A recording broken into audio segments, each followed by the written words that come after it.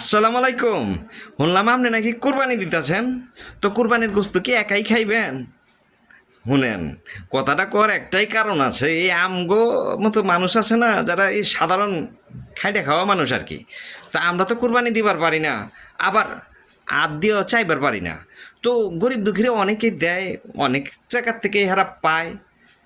আমরা চাইবারও পারি না, আর দিন শেষে আমরা মাংসও পাই না আর কি, কোরবানি গোস্ত পাই না। তো যাই হোক, তো যেটা কইবার চাইছিলাম, ঈদের সময় আমাকে একটু স্মরণ রাখেন।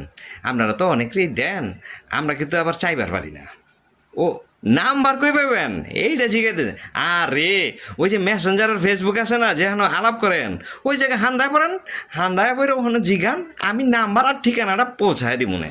ও তখন আপনার কষ্টটা একটু পৌঁছায় দিয়েন কষ্ট করে। আর যদি না পারেন তা আমারই সরাসরি একটু কয়েন, তা মনে তো একটু